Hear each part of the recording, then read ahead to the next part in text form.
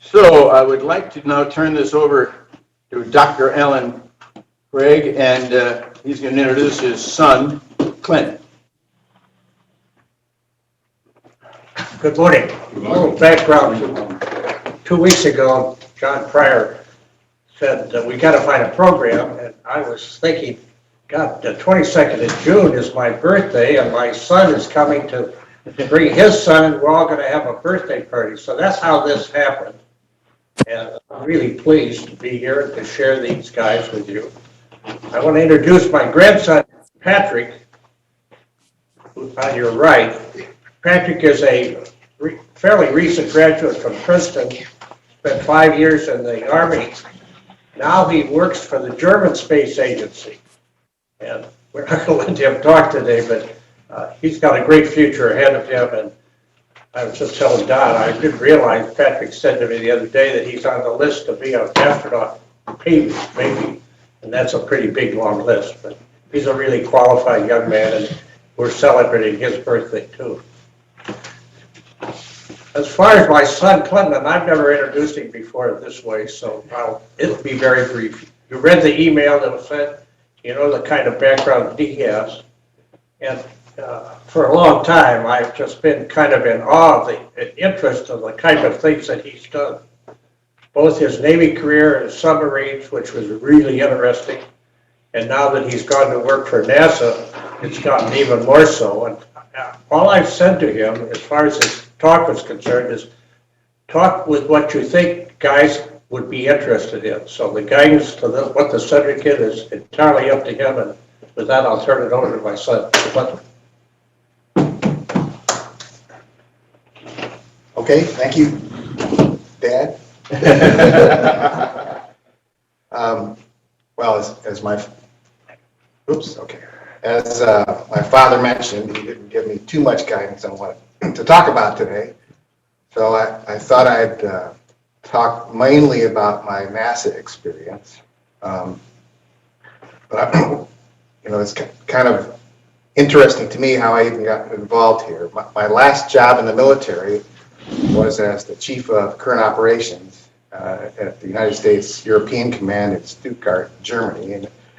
And while I was there, we had a war in Kosovo and then Afghanistan, of which we supported, and we were working to invade Iraq. Maybe you might remember that part of the plan was to go through Turkey, which is in the United States European Command area of responsibility. And so we were intimately involved in that. And I remember one day in early 2003, I was in the command center looking up, and unfortunately the Columbia space shuttle, it was coming back into land, and it broke up. It was quite a disaster, and it certainly tugged at my heart back then. But I didn't realize how important that accident was going to be to my life. Anyway, a few months later, I had gone down to talk to my admiral boss, and I'm outside his office, and there's another submarine admiral there. And we start shooting the breeze about what we were going to do when we got out of the military. And he goes, well, why don't you apply to NASA? They sort of do the same things we do in the Navy, and I did, and so here I am. And so I joined NASA, and I joined NASA, and I came into an organization that had been set up because of the Columbia accident.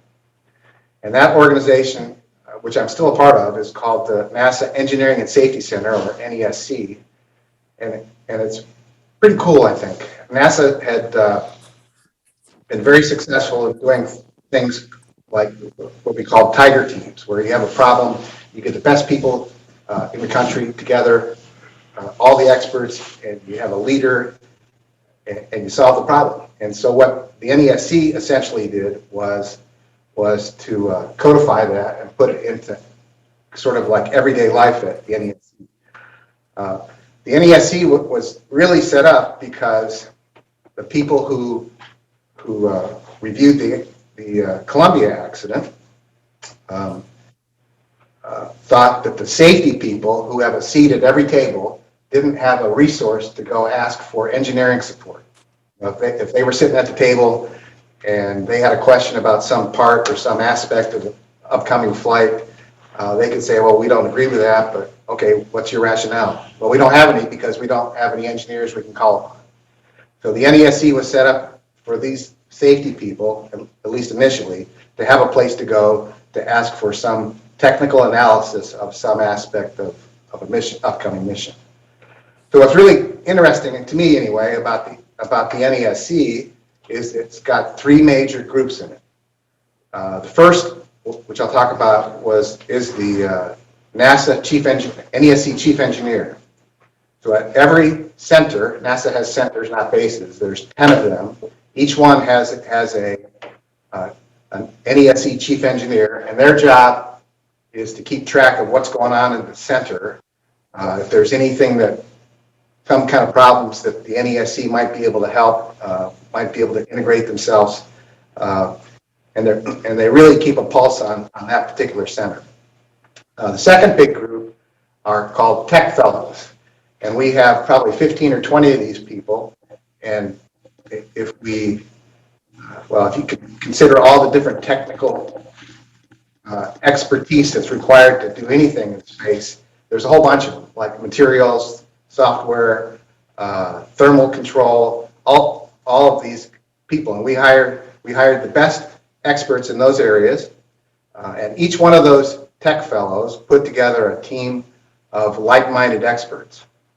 And they call those technical discipline teams. I'm sorry all these terms, but this is my organization. And so how these technical discipline teams would work is if I needed some specific expertise, that I could go to this tech fellow and say, I need a guy in this area of expertise for my team, would you help me out? And the example that I'm going to talk about in a minute, at one point, I needed somebody who was a material fast fracture expert. I'd never heard of fast fracture. Fast fracture. But when you use explosives and frangible nuts and things like that, where the metal breaks like that, there's an expertise in that. And I found a guy, my tech fellow found a guy, and he was great, and he helped out a lot. So that's the second group. The third group is principal engineers, and that's what I am. I'm the lead principal engineer at the NESC, and if we have a problem that is multidisciplinary, I get one of the principal engineers gets asked to lead a team. So if it was a problem just associated with software, the software tech fellow would take it and handle it. But if it's multidisciplinary, then they would give it to a principal engineer. So that's the makeup of the NESC. And I brought some slides to help remind me what I'm supposed to talk about. So one of my first jobs was to look into a problem, the shuttle hold-down posts. And if you remember anything about the Columbia accident, what happened was some foam came off the external tank. Well, I'm sorry to go back here again. But the shuttle had what's called an orbiter. This is the flying part of the shuttle system. It's attached to an external tank, and on either side of the external tank was a solid rocket booster. What had happened was some of the foam that kept the cryogenic oxygen and hydrogen cold came off in flight and hit the leading edge of the Columbia. And it was a bread box sized piece of foam. Everybody thought before that this foam would come off and it wasn't a big problem. Well, it hit directly on the leading edge wing and put a hole in it, and that was the demise of the Columbia when they came back in. So the report called that problem a normalization of deviance, something that had happened a lot, and NASA engineers got to the point where they said, well, this isn't the way it's supposed to work, but it's been screwed up for so long and nothing bad's happened, it's okay. Of course, that's the wrong view, right? So one of the first things the NESC did was start looking for these things that might have been termed normalization of deviance. And so the one that I got asked to lead was the first one that we looked at very closely. So the shuttle on the launch pad is held in place, or was held in place, at the base of the solid rocket boosters.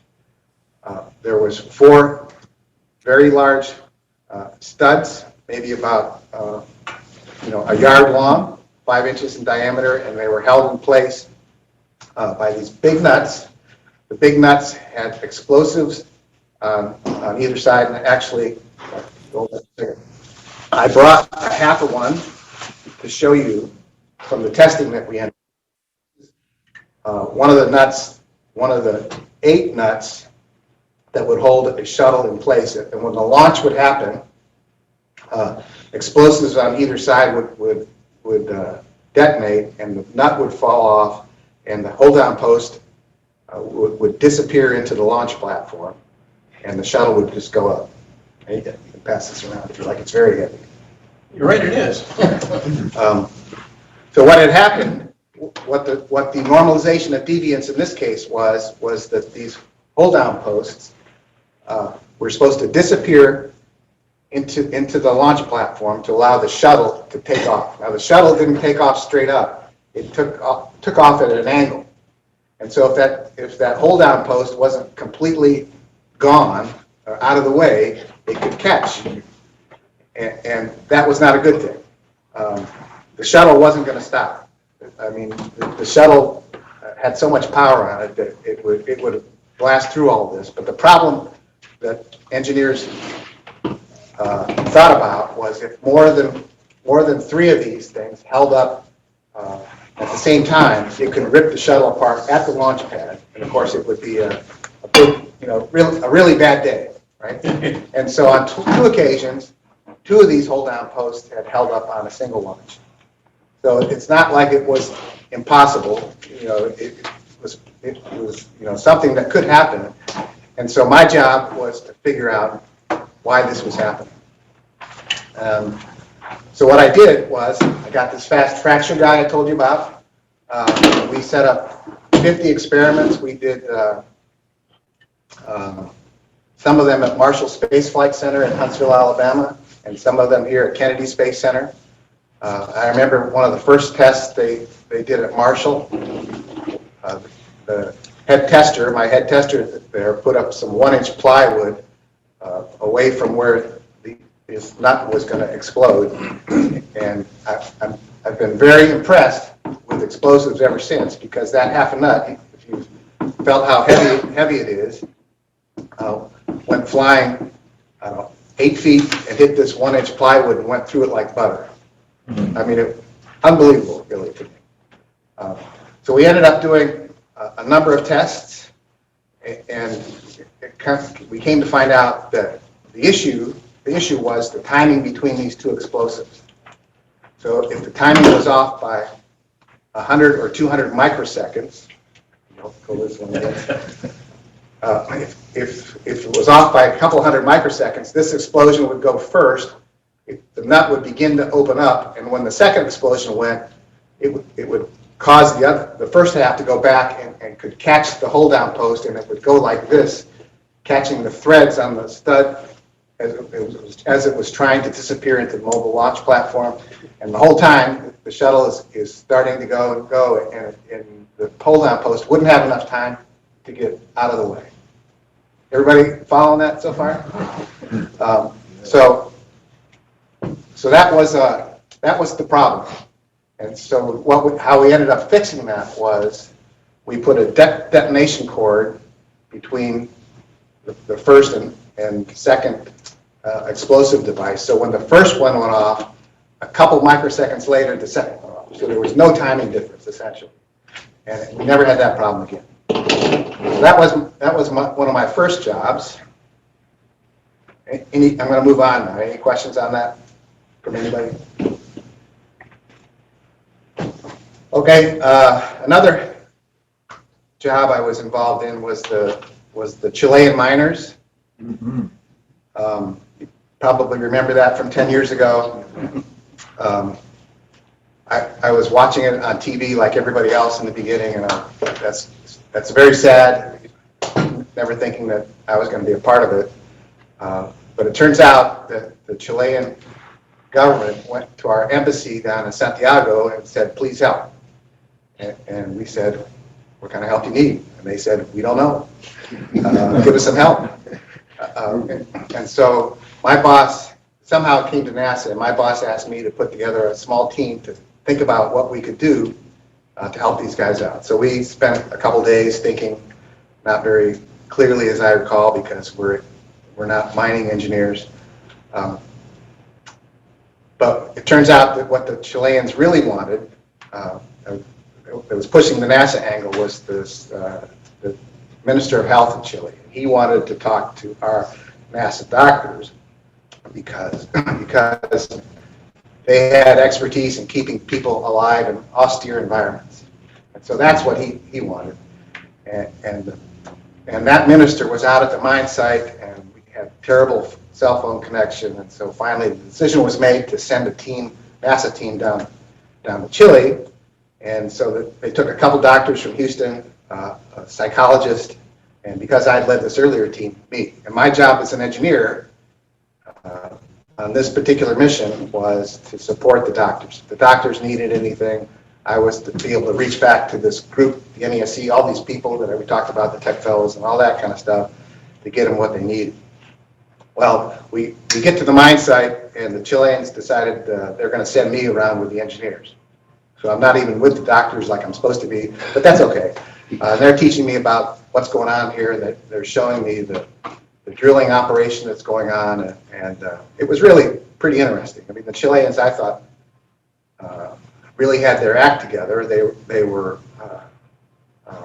trying everything to be able to save these miners, and they were asking for help from lots of people. There was a multinational community at the mine site. There were South Africans and Germans and all these other people that do mining things for a living. Anyway, my part in that was, I remember meeting, well, you guys know I'm a submariner, right? One of the head guys there at the mine site was a Chilean submariner, an ex-captain, and we had a good time talking about what we were doing in the desert, both of us, at a mine, because that's really kind of not what we were trained to do. But he was a pretty good guy, and he introduced me to some naval engineers who were there, and those naval engineers were there to do a site survey to build a vehicle to extract the miners. And so I was talking to them, and I said, well, what have they told you? What kind of requirements are you designing to? Who you know, did they told you anything? And they said, well, they told us the maximum diameter was so much, the maximum weight was so much, and that was it. And I said, well, nothing else, huh? No other requirements, medical requirements or anything. And they said, well, they think it's going to take at least 2 hours to extract each miner. Each miner? Yeah. Yep. That was the plan. And so I was thinking about all this, because if NASA does anything right, if they can make requirements, I mean, unbelievable. I mean, it's really unbelievable how many people who just do that for a living. So I went and talked to the health minister, and I said, you know, we can help you. NASA can help you. I'll get together a team, and we'll put together a list of requirements that you can build to me. And so, you know, the way that this has always been explained to me as a good simple example was back in the 30s, a airline company wanted an airplane to be built for their passenger service, and so they gave the aircraft manufacturer a list of requirements. We want this airplane to carry 30 passengers. We want the airplane to carry a bag each of 50 pounds, and we want the plane to be able to fly 600 miles without refueling. So those are kind of requirements, right? So you don't care what the plane looks like; it's got to do those jobs. And so when I came back to the United States, lucky for me, the technical fellows that we talked about before, all of them were in Virginia to meet for some meeting, I can't remember. And my boss said, you can use these guys to put together these requirements for this extraction device. And can I ask you to hold that one more time? I don't want to forget some of these. So we sat down for 3 days because in 3 days, apparently the Chileans were going to make a decision on what kind of device to use, and we put together maybe 60 or 70 of these requirements. And here's some of the ones that we sent to the Chileans. We called this thing the EV, the escape vehicle. The EV shall allow a single miner to enter and secure himself for the vehicle ascent. The EV ingress shall also accommodate an incapacitated miner and should be operable by the last person. So all that makes sense, right? You know, if you're the last guy down there and you can't get in the thing and get out, that's for the stupid design, right? So, but in some cases you have to make these things clear because the possibility exists that people forget about it, right? Here's another one. The EV design shall adequately account for friction between the EV and the escape shaft's surface. It was all rock. So we knew it was going to take 2 hours, and there was 33 miners down there, plus whoever else they were going to send down. A lot of wear and tear if it's just metal on rock. So the design had to account for that. And a bunch of other stuff that we put in here associated with keeping the miner alive, oxygen tanks, a light. The one I liked the best, though, was our human factors engineers, which I had never heard of that before I joined NASA. And she said, you got to have the miner be able to put his hand in front of his face. You know, I mean, how simple is that, right? If you're on a 2-hour extraction in a tight vehicle and you can't put your hand to itch your face or something like that, it could be pretty nuts. And she was adamant about that. So we put that in our requirements. So anyway, we found out later through the Chilean miner doctors who were there that they used most of the recommendations that we sent them. So that was my big, our big contribution, engineering-wise, to the Chilean miners. The doctors did all sorts of stuff, though. I mean, the doctors convinced them to give media training to the miners. They convinced them to do get an exercise program, and you could tell how the miners were reacting. Apparently, they had an exercise leader who was a relatively attractive female, and then they put some drill sergeant guy in her place, and they said, "Give us the girl back."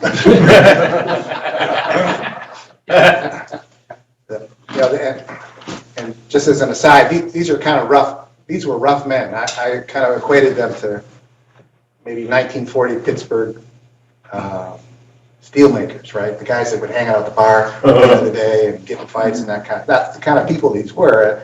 And I was sitting with the psychologist one day. His name was Al, and of course the Chilean psychologist's name was Al also. So the two Al's, the Chilean Al and the American Al. And they were talking to one of these guys, one of the miners down there, and the Chilean Al said, "You know, your wife is here. Your wife is here, and she wants access to your bank account because she doesn't have any money." and he said, "Well, that's not the whole story. Your mistress is here too. And she wants some money too."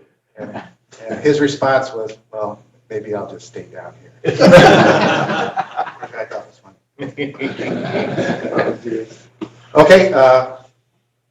The next thing I thought I'd talk a little bit about is shell buckling.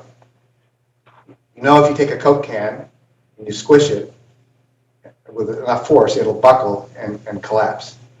Well, when you make a rocket, you make a rocket out of these shells, and there's one on top of the other. They support the tanks inside the rocket that hold the liquid oxygen and liquid hydrogen and things like that. And so that they have to meet certain specifications for strength. Well, back in the 60s, in the Apollo program, when they were building the Saturn V and all these other new things, they went around the world to find any test that had been done on shells to figure out how strong the shells should be for the Apollo program. And they gathered all this data, some of which they weren't really sure of the provenance or exactly what they wanted to do. The ultimate objective of the test was, and with a broad brush, they put a big line on this graph and said, we're going to be below the line because that is safe. No, of course it was safe, but it was probably thousands and thousands of pounds too heavy. I mean, really heavy. So the thumb rule we use in NASA is that for every pound of whatever you send into space, it's $10,000.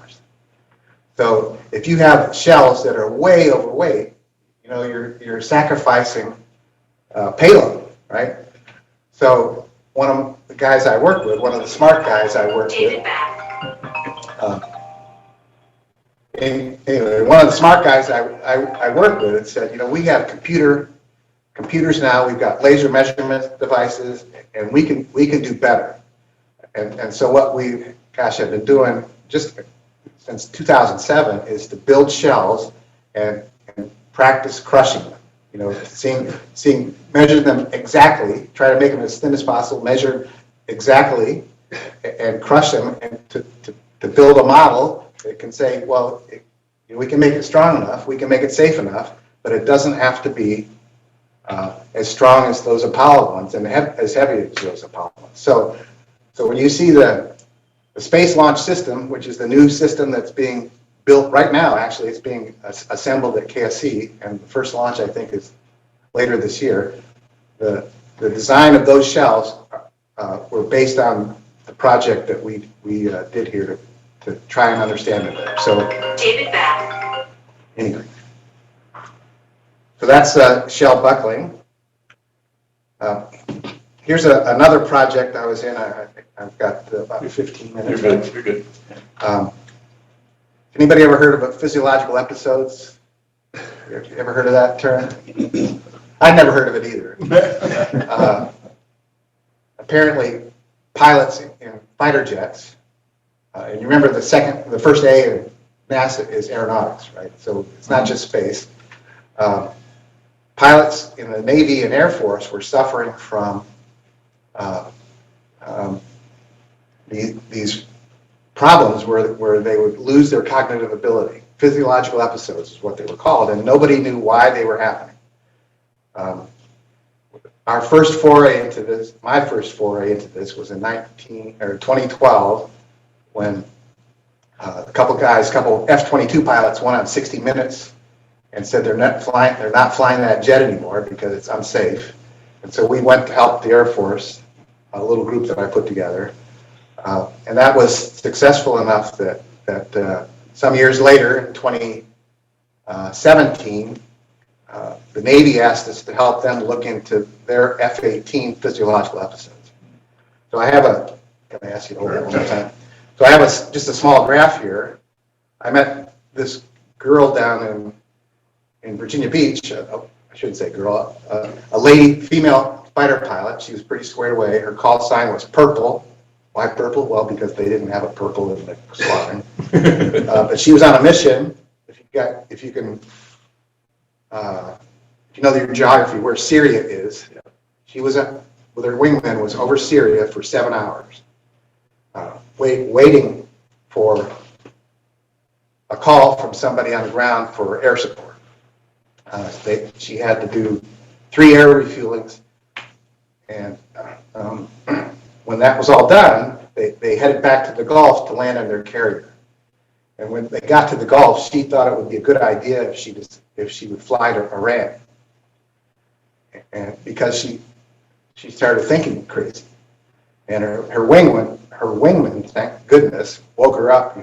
Was continuing to yell at her, wake up, come on, let's go. And he finally got her to come to her senses, and they were able to land on the carrier. But I often, thought about how screwed up that would be, what kind of international incident that would be with a female pilot perhaps being shot down over Iran or captured or whatever. So those were the kind of PEs that we were asked to come look at. And I think being a Navy guy for 30 years, I can criticize the Navy with immunity here. But the Navy wasn't doing much to solve this problem. I can imagine an admiral saying, your planes are making my pilots sick, fix the plane. And so they've been doing that for 10 years. They've been going in and replacing this part, trying to improve this part, and it wasn't helping. As a matter of fact, the problem was getting worse. So we came in as an independent look-see, and I think I had maybe 20 people in this group, and we went all over the country.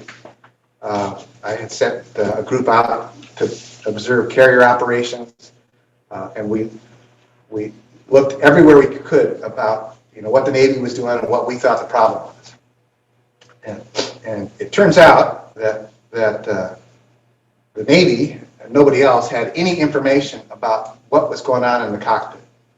How the pilot physically breathes in the cockpit, how G's affect the pilot, how a change in the oxygen levels affect the pilot. As a matter of fact, on the F-18, there was a single light that would tell the pilot that his oxygen supply was less than 22%. And that was it. Oh, I'm sorry. There was a small gauge down by the right knee that would give him altitude, cockpit altitude, because the cockpit pressure was different depending on where you were. And that was it. There was nothing else. There was no data. They had done nothing to look at what was going on in the cockpit. So after we delivered that report, NASA decided, since we're sometimes a research organization, using the two F-18s and two F-15s that we have out at Armstrong Flight Research Center in California, it's on the Edwards Air Force Base, we decided to do our own testing. And I put together another team, including, there was a guy who was a naval reservist, an Air Force reservist, F-35 pilot who helped us set up a number of scripts, as we call them, flight profiles that we had 5 or 6 of those. We had 5 pilots, and we ran all these tests over and over and over again to gather data. And we made a whole bunch of discoveries, and I won't bore you with all those, but they were revolutionary in the respect that of how pilots actually breathe. What was interesting was this reservist was also had taken some data on himself on two parked F-35s. So he went on the F-35s, started them up, took some breathing data on himself, and we analyzed that data based on everything we'd learned in our analyzation of the data that we just collected. We analyzed this F-35 data, and guess what? It was screwed up. I mean, really screwed up. So we published that report. We gave a personal briefing to the F-35 Joint Program Office, who are the people that run the program, and they have not been very happy. And just, I guess, yesterday, I've gotten some requests from Congress. Congress wants to put in the next National Defense Authorization Act direction to DOD to look into the F-35 and correct this problem. So we're kind of knee-deep, I suppose, in looking at pilot issues, which is a good thing. I mean, I think if we can solve the PE issue, that would be a good thing for our country. And I say that because, if you're out there being a pilot and you're on a mission, what do you want the pilot to be thinking? You want him to be thinking about the mission, not about how the plane's going to screw, right? And so we're hoping that at some point that the Navy and Air Force will understand enough to be able to solve this problem. I guess the last thing I'll talk a little bit about is I have a good friend of mine from Houston. You know, he's one of those brilliant people that serve at NASA, that just a sharp guy. And he had been working for 10 years on an oxygen generator. And this oxygen generator was going to, has the ability to make 99.99% pure oxygen. And that's a good thing, but he was designing it for the moon and Mars because there's ice on both places, and you can, by electrolysis, make oxygen and hydrogen. But unfortunately, the oxygen isn't pure enough for spacewalks and moonwalks and those kind of things. So this device, if you put in this kind of slurry of wet, dirty oxygen from the electrolysis, it'll make it pure. Well, this, when COVID hit, he came to me and said, this could be something that could help. I mean, it can make pure oxygen. We've got a design now. We think we have a design that will use little power. It can operate for 10 years without any maintenance. And so we think, gosh, this would be great. We could drop one of these off someplace and it would work for 10 years and provide medical grade oxygen. And that was our plan. USAID, the organization USAID, was looking to back us. And unfortunately, they weren't able to get us any money. So we're still trying to get funding for it. But can I ask one more time? But I think this is really a remarkable technology. It was funny, in a way. This friend of mine from Houston got a call a few years ago from this doctor in Australia that goes to New Guinea to help children with pneumonia. And all the oxygen machines that they have there were always broken. And so he goes, I want one of those things. And my friend goes, well, they're not ready yet, but we'll call you as soon as they are. Anyway, this is a wafer from one of these machines. And the wafer itself is unfortunately only built in Taiwan right now. But oxygen, normal air flows over both sides, and what we would do is have a stack of 30 of these, and air would flow over, the oxygen would be picked out of the air, ionized, and then put back together in this very center, and the oxygen will recombine and go to the center tube, which will end up with a piping. Anyway, it's kind of hard to explain, but in the end, this device would put out 34 liters per minute of pure oxygen for 10 years. I will say that they had built one of these, a smaller version of this, that had operated at a Marine air base in Afghanistan, and it worked for 2 years straight. No problem. It was only 2 liters per minute, but still, it's a proof of concept. So that's what I'm working on now. I'm trying to get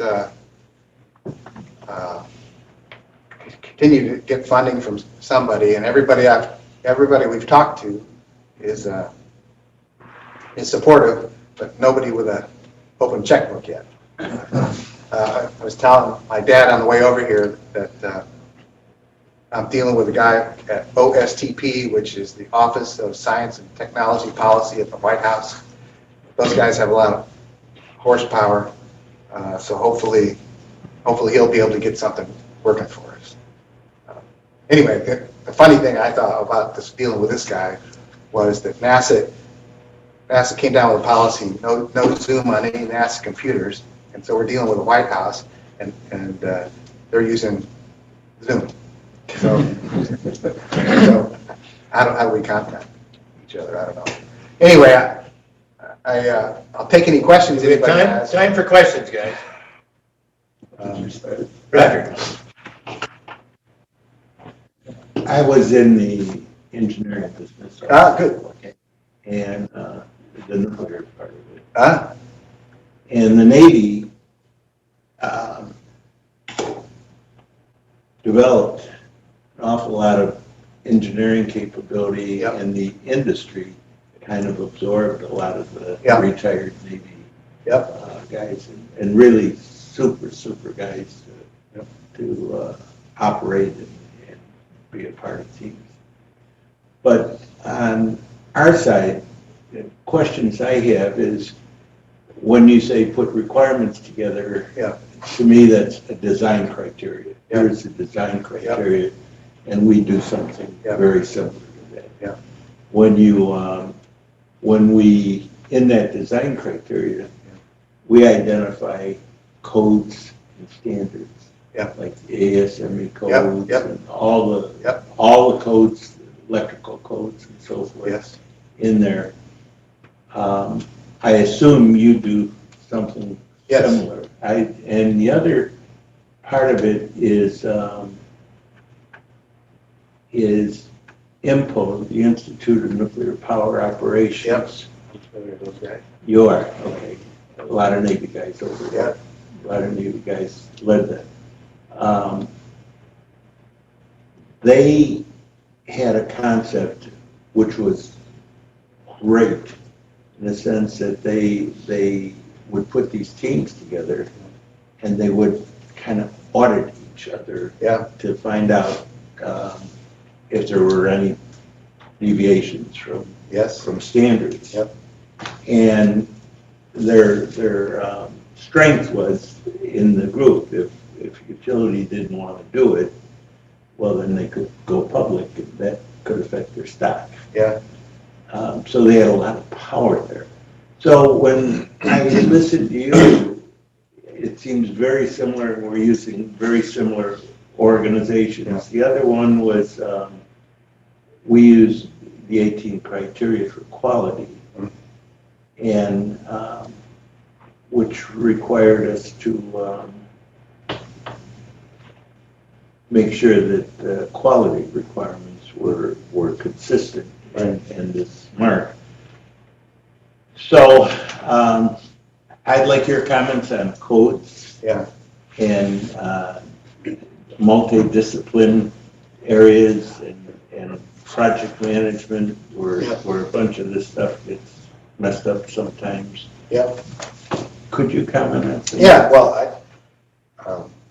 I haven't worked in designing spacecraft or anything, but we did, in our letter to the Chileans, we did list all the relevant documentation. Like, I can't remember the name of it, but there's mechanical requirements for elevators and the strength of.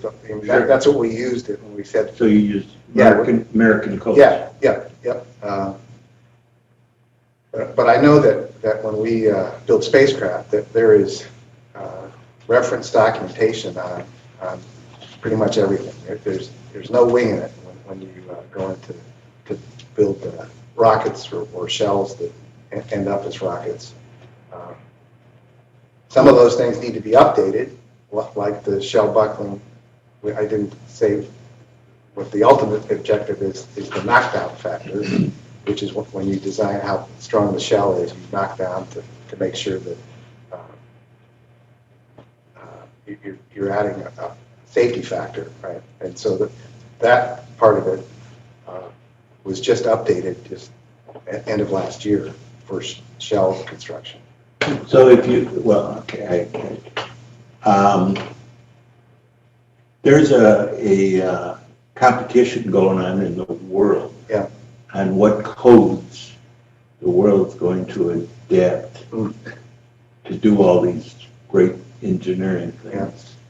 Are you guys involved in that at all? I'm sure we are, but I'm not.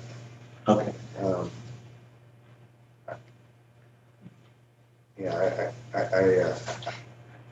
I know there's thousands of conferences every year on all sorts of aspects that's because it's got so many fingers and pies and things like that. We'll have people there and commenting. I know a bunch of my friends. I'm sure you've gone to these conferences. Chair a significant portion of it or a particular discussion topic, and they help put those kind of codes together. Yeah. Are there any other questions for Clint?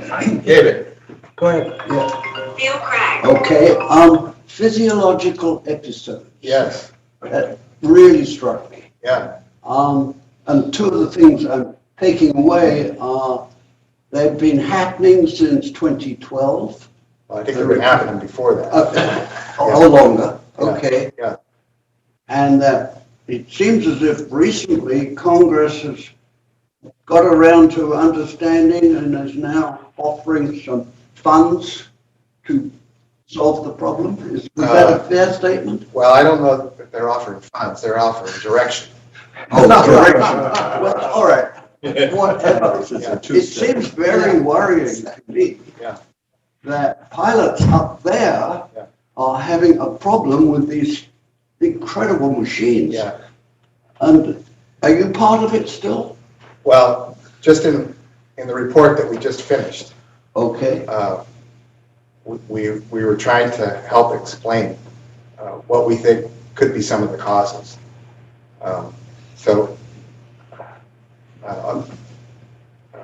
human physiology is a topic that I'm not a complete expert in, but there's a lot of stuff we don't know. And you know, it was in our report to the Navy, there's a diagram that's very famous that shows, it was written in the 1830s by a Frenchman, that showed how many troops Napoleon invaded Russia with.